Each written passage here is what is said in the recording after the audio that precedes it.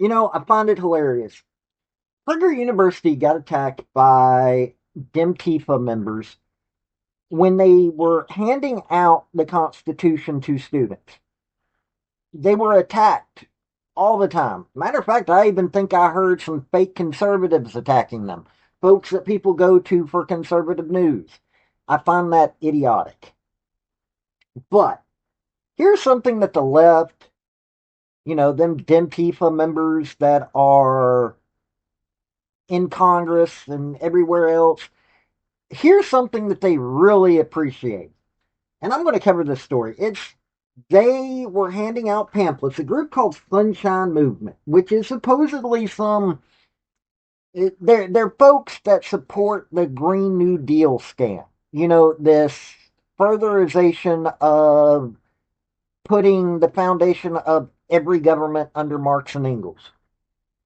Now, Defending Education, it's a conservative group, got hold of a 25-page document that was handed out. It's a training guidebook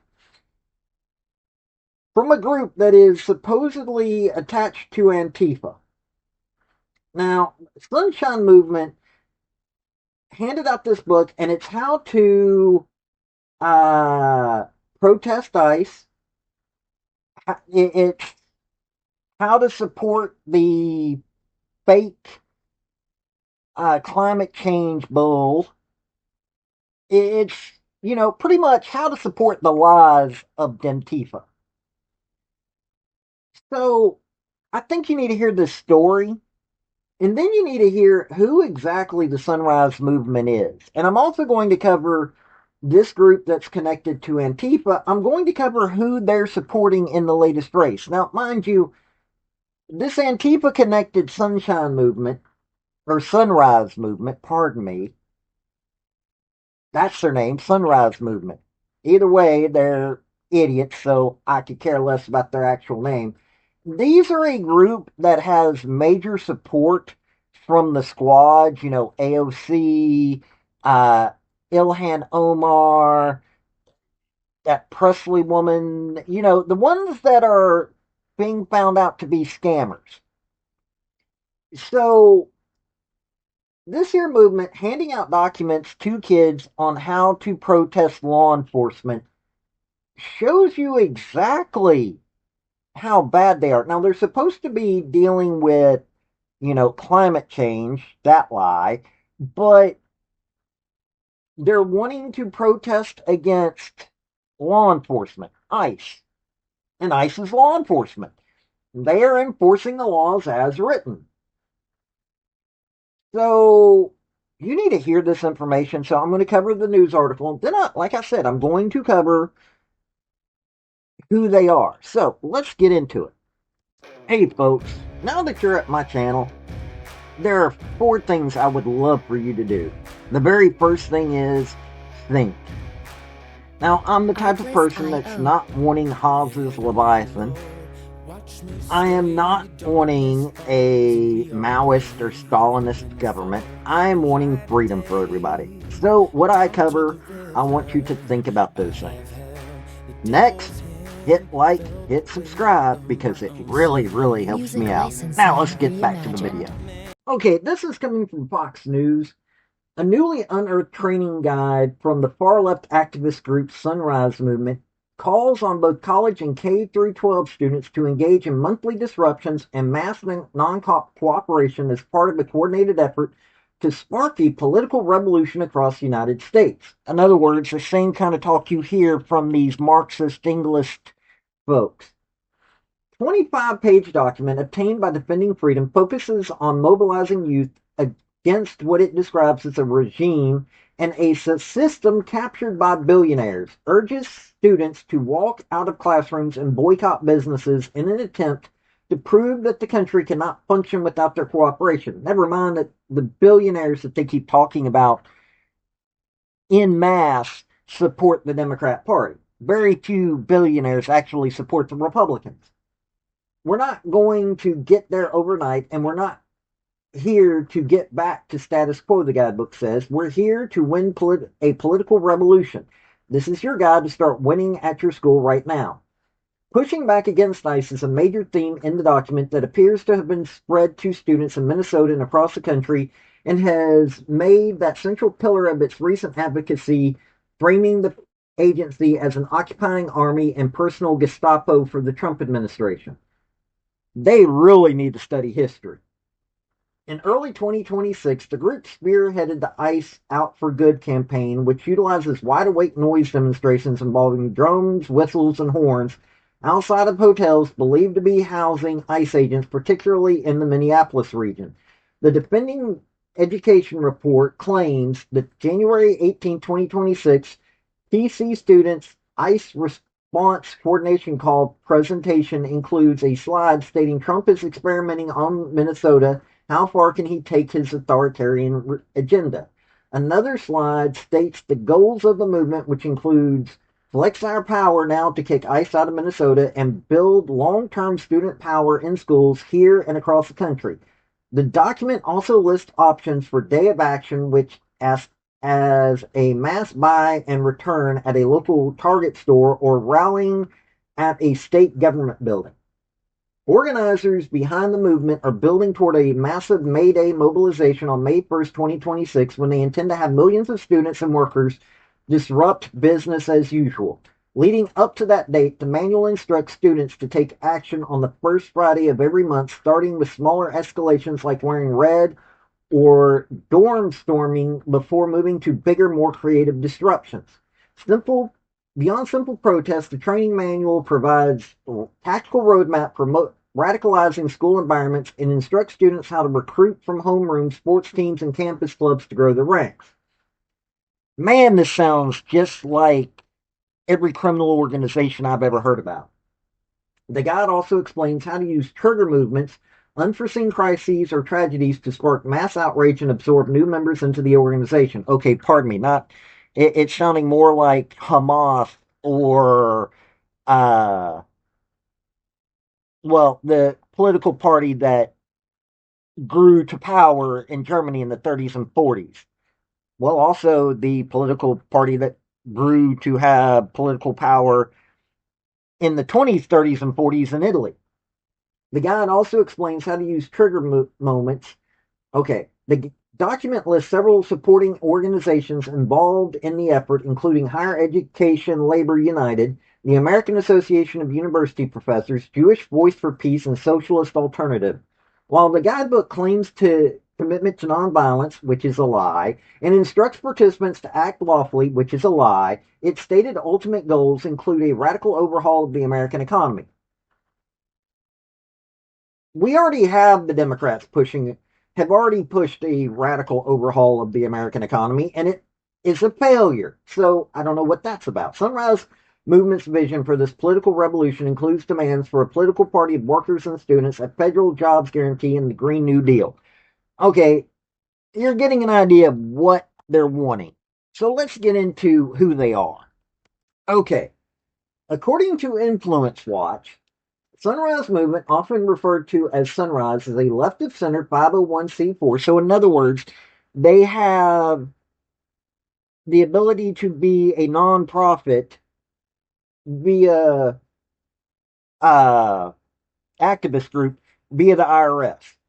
Environmental advocacy organization founded in 2017. Notice they're an environmental advocacy organization, not a anti-law enforcement, pro-criminal group. The group endorses liberal and far-left Democratic Party candidates for public office and organizes alongside other activist organizations to support expansive and radical environmentalist legislation. It terms a Green New Deal. Sunrise Movement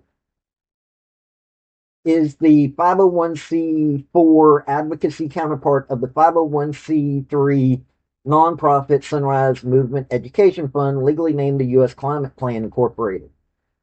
Sunrise seeks not only to push environmental legislation on the local, state, national levels, but also targets individual political officials for failing to support its policy goals or failing to pledge to refuse campaign contributions from mainstream energy industry. In January 2019, Sunrise Movement was a co-signatory on a letter that denounced nuclear power as dirty energy, which automatically shows you how idiotic these people are. Many of the co-founders and organizers who started Sunrise Movement previously worked with other left-wing environmentalist organizations, including the 350.org, which also provided financial support to the group in the past. Evan Weber, one of Sunrise's co-founders, was a political activist in the Occupy Wall Street movement of 2011. Weber attended Wesleyan University with Matthew Licktash, who was studying environmental policy. Michael Dorsey, another Sunrise co-founder, was visiting professor at Wesleyan. Together, Weber, Licktash, and Dorsey won $30,000 grant in 2013 to draft a plan on climate change. The Sierra Club, a large left-wing environmentalist group, allowed the group to use its Washington, D.C. office space to draft a plan. Upon completing its plan, the group next sought to raise public awareness. This led to the creation of the U.S. Climate Plan Incorporated, now known as Sunrise Movement Education Fund, in 2014. Varshini Pragesh, one of the founding members of Sunrise, led the fossil fuel divestment campaign at the University of Massachusetts Amherst for 2 years during her time at the school. Prakesh has worked with the Fossil Fuel Divestment Student Network, which pressures universities and coordinates energy divestment campaigns at both the regional and national levels. Sarah Blazovic, another co-founder of the Sunrise, also worked with the Fossil Fuel Divestment Student Network. Prakesh now serves as spokesperson for Sunrise. She describes the movement as a merging of electoral organizing with creative protest to build alongside others a political force great enough to win. In December 2018, Sunrise officials reported having approximately 16 full-time staff and raising approximately $1 million since its founding. Sunrise rented office space from the Sierra Club in Washington, D.C., although the two organizations claim to be independent from one another, despite the Sierra Club supporting Sunrise with five-figure grants in the past. In September 2025, the Sunrise Movement announced its local hubs had approved an expanded focus where it would shift advocacy and messaging to target President Donald Trump and the second Trump administration. In an interview with The Intercept, Sunrise Movement Executive Director Arushini AJ argued there is no serious way to think about stopping the climate crisis under a fascist government. The path to climate lies through getting rid of the authoritarian government we're in.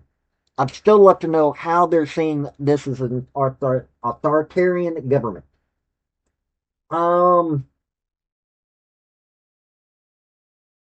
Yeah, let's just say their activities and advocacy is pretty interesting.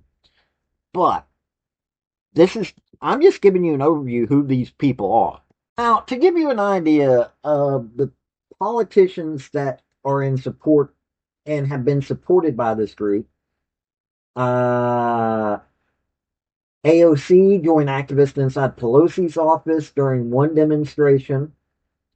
They're currently in, or they did endorse Zoran Mondame, the mayor of New York City. They're supporting My Bang for the U.S. House California District 7, Malat Kiros, U.S. House Colorado District 1, Robert Peters, U.S. House Illinois District 2, Pat Abagkazala, I can't remember how to pronounce this woman's name, Katabu, U.S. House Illinois District 9, Donovan McKinney, U.S. House Michigan District 13, William Lawrence, U.S. House Michigan District 7.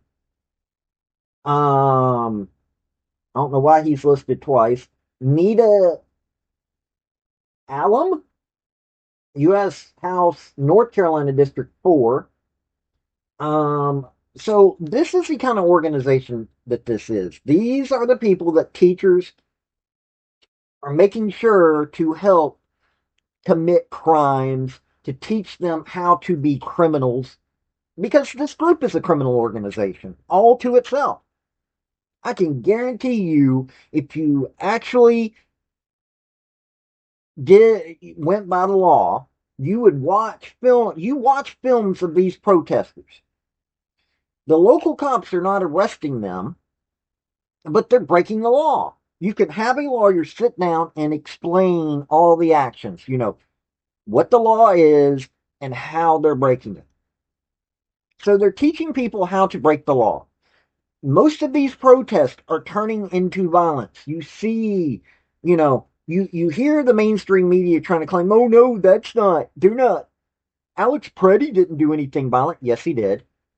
Anybody who says that Alex Preddy wasn't a violent person, you need to go see a mental health expert, not one that helps the trans folks, but you need to see an actual mental health expert because I can guarantee you've got some mental health issues.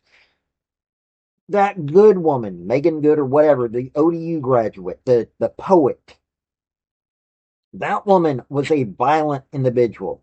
Heck, for that matter, just watching her during a normal protest showed me that she was unhinged.